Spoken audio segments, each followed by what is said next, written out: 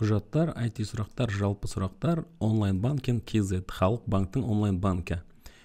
Онлайн банк халық жүйесінде жұмыс істеу кезінде қауіпсіздік ережелерін сақтау керек. Пайдаланушы төменде көрсетілген қауіпсіздік шарттары мен талаптарын сақтауы тиіс. Мынаны бір оқып шығыңыз.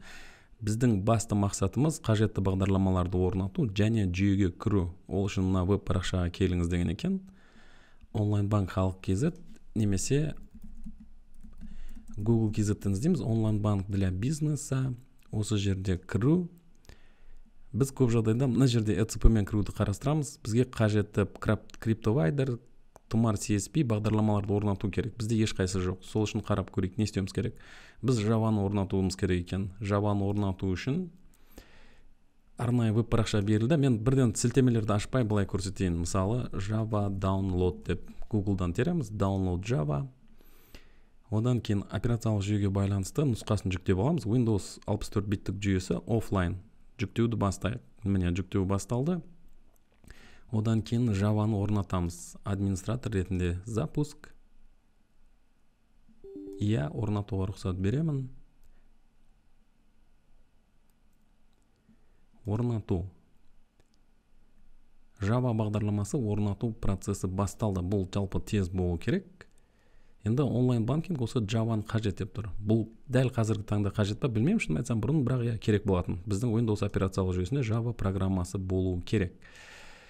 Java орнатылғанын жарайды, күте салайық. Сіз сәтті орнаттыңыз дейді, барлығы тамаша. Java-мыз, одан кейін не керек екен бізге? Келесі Tumar CSP-ді орнату керек. Tumar CSP-ді осы онлайн банктың өзінде ұсынып тұр, міне бірнеше нұсқасы бар. Қай жерге баратыныңызды немесе жүктеп алу үшін мына жерге сілтемелер қалдырылды. Сол сілтемені бірден бассаңыз болады. Сонымен қатар нұсқаулық бар. Установка Tumar CSP. Загрузка Tumar CSP, міне сілтемелер қалдырды. Басамыз үстінен, ол бізде жүктеледі, тез жүктеледі. Одан кейін орнату қадамдары. Ешқандай қиындық жоқ, барлығы дале. Олай болса, бұл Tumar CSP жүктелген ашамын. Одан кейін үстінен екі рет басамын. Tumar CSP-ді орнатуға рұқсат бересіз бе дейді. Деймін. Одан кейін далее. Мен барлық келісім шартты қабылдаймын. Далее установить. Tumar CSP бізде орнатылуда. Аяқталғанын күтейік. Tumar CSP сәтті орнатылды. Аяқтаймыз. Керек кезік, міне бізде мына жерде жазылғандай төмен жағында CryptoSocket және Tumar конфигураторды да орнатуға рұқсат етеді дейді. Міне CryptoSocket бізге қажет, сондықтан разрешить нүктесін басамын. Енді біздің жүйеде міне CryptoSocket пайда болды. Сондай-ақ бағдарлама Tumar CSP бізде орнатылды. Tumar CSP конфигуратор, сондай-ақ клиент. Конфигураторды бір рет ашып қоя салайық, не бар екенін көрейік. Міне Tumar CSP конфигуратор біздің жүйемізде пайда болды. Одан кейін басқа не керек бізге? Онлайн банк CSP-ді орнатуымыз керек екен. Оның да мына жерде сілтемесі қалдырылды.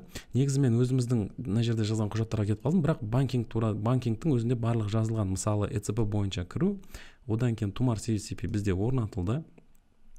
Енді как пойти по ECP, міне мына жерге Tumar CSP-ді инструкцияны жүктеп алсаңыздар болады. Мен сіздерге жалпы былай сілтеме беріп кетейін. Міне мына жерде жарайды, бұл слайд екен, мына жерде толық инструкциясы бар. Бір қызығы macOS-ға жоқ. Полная инструкция деген мында жерде тұр. Міне PDF файл, осыны қарасаңыздар болады жалпы тағы да. Тағы не керек бізге?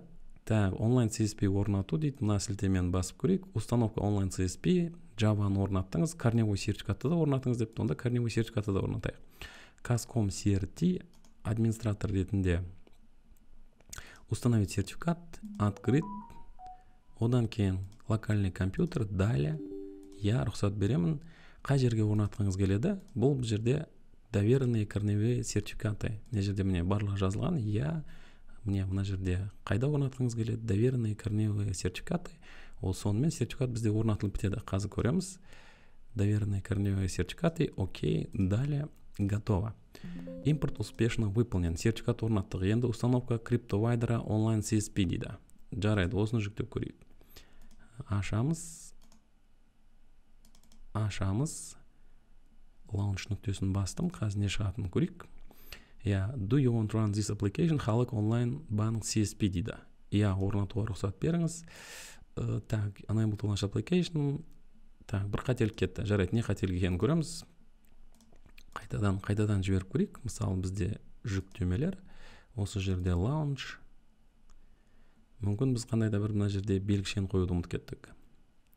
Do not use tag орнатуға тырысып көрейік.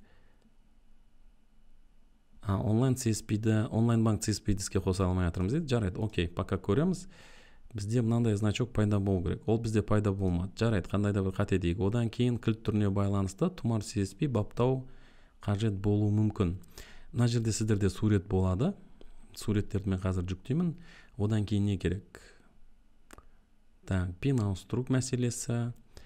Енді бізде негізі мына жерде қараңыздар. Сіздің токеніңізге байланысты, жарайды, былай істейік, мен қазір тез жерге суреттерді жүктеп жіберейін, одан кейін қайта ораламын. Сіздің кілт түріңізге байланысты Tumar CSP баптау қажет болуы мүмкін. SafeNet қазтокен картасы сізде қайсысы? Мысалы, көп жағдайда мынау болуы мүмкін.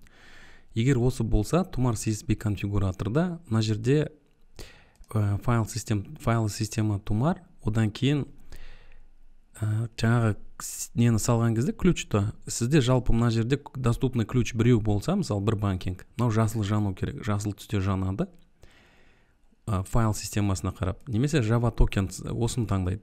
Мысалы Java токен, бұл жерде барлығы шын айтқанда үнсіз түрде автоматты парольдер барлығы көріледі.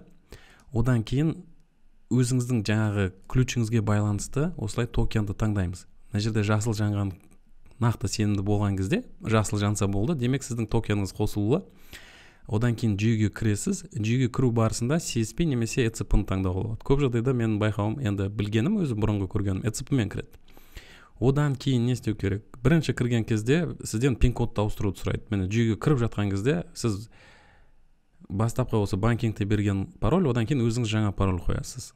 Жаңа құпиясы енгізесіз, одан кейін орнату бағдарламасын басасыз, сонымен жүйеге кіресіз. Және де мынандай міне e-токен пас құрылғысы болса сізде, онда кіріп жатқан кезде тағы да введите OTP код деп сізден мынандай терезе шығады. Сол кезде мына пин-код мынаны басамыз әрине, одан кейін мына жерде 6 цифрлық пин-код пайда болады. Соны енгізіп ары қарай продолжить подписать кіріп кетеміз. Енді түсінікті, менде қазір қолыма кіретін барлық жүйе болмай тұр. Алайда мен осы жерде қалдырған ақпараттарды дұрыс пайдаланып, барлық бағдарламаны орнатсаңыз, одан кейін кіруде сізде ешқандай қате болмайтынына сенімдімін. Және қосымша сізде кейбір сұрақтар туындап қалса, жаңа көрсеткен видеода көрсеткен документацияны бір оқыңыз.